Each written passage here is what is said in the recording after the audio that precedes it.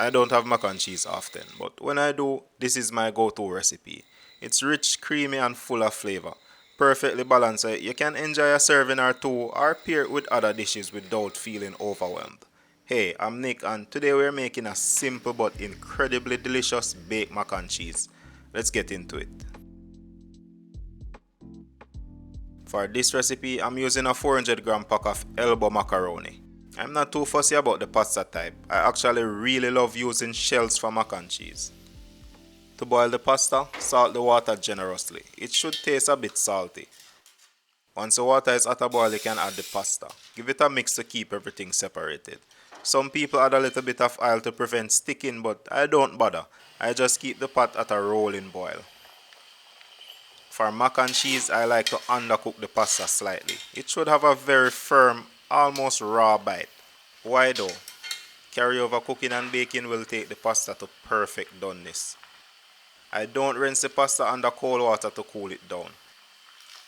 Doing that washes off the gelled starch that forms on the surface while cooking. That gelled starch does two things. It adds a subtle boost of flavor and it helps the cheese sauce stick to the pasta, giving it that rich creamy coating we all love. Now, this technique isn't totally necessary. The recipe works without it, but it's a great way to level up the flavor and texture of your mac and cheese. At this point, I like to add a bit of oil to keep the pasta from sticking as it cools. And just like that, the pasta is ready. Time to dive into the cheese sauce. As far as cheese sauces go, this one is super simple. I'm using just a few ingredients, each one with a clear purpose. Start with 2 to 3 tablespoons of butter. Let that melt in your pan. Next, add 1 tablespoon of freshly chopped garlic and 2 tablespoons of chopped onions. Saute them until they're soft and fragrant. These steps build a layer of depth and flavor that takes your mac and cheese to the next level. Once sauteed, stir in about 2 tablespoons of flour to make a roux. Cook it for about a minute to get rid of that raw flour taste. Now, gradually whisk in 2 cups of whole milk. Typically, heavy cream is used for its rich creaminess, but I'm sticking with whole milk. It's still creamy but more balanced. Perfect for mac and cheese that's indulgent without being overwhelming. Next, I'm adding 3 cheese singles. These are tasty cheese singles and they're not just for flavor. Most processed cheese singles are made from real cheese, but they're combined with additional dairy products like milk or whey protein and emulsifiers.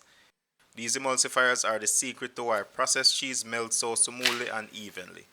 Adding a few slices to the cheese sauce gives us that silky creaminess that's hard to beat. This is cream cheese. I'm adding about 2 ounces. Cream cheese is rich and creamy, but it also has a mild tanginess that balances out the sauce beautifully. It's a small addition that makes a big difference.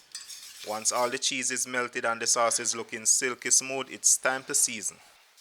I'm adding salt to taste, white pepper for a mild kick, and a couple pinches of freshly grated nutmeg for a warm, subtle spice. Mix everything together to let those flavors melt perfectly. You can of course take this further with spices like paprika or chili powder, but I love the versatility of this simplified version. Now is the perfect time to taste and adjust the season. That's perfect. Let's get everything together. While we were making the cheese sauce, the pasta has cooled down almost completely. It's cooked a little more during the resting, but it's still firm, exactly what we want. Now for more cheese. I'm using sharp yellow cheddar that I'm shredding myself. Pre-shredded cheeses are coated with starch to prevent clumping.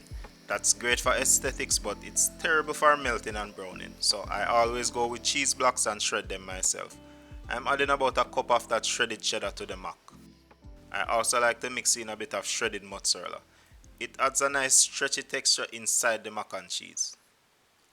Give that a good mix to distribute the cheeses evenly. Now it's time to add the cheese sauce. For an extra smooth finish, I'm straining the sauce to remove the solids. But if you don't mind the bits of garlic and onion, you can leave them in. It's totally up to your taste. Ooh, look at that silky smooth sauce.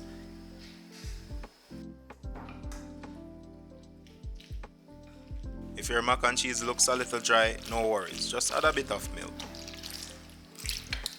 It will still thicken up nice and creamy in the oven. Now we can go ahead and pour this into our baking dish. Flatten it out so it's nice and even. Top it off with some of that shredded cheddar for that classic cheesy goodness. For that irresistible cheese pull, I'm also adding some shredded mozzarella. Finally, for a little flavor boost and visual appeal, I'm topping it with some sliced scallion greens. Now all that's left is to place this in the oven, preheated to 350 degrees Fahrenheit. The goal is to get some beautiful browning on the top. That smells incredible. It's like I can taste it already. The crispy topping, the gooey cheese pull and that creamy texture. Everything about this mac and cheese screams comfort food done right. It's rich, flavorful and perfect for any occasion.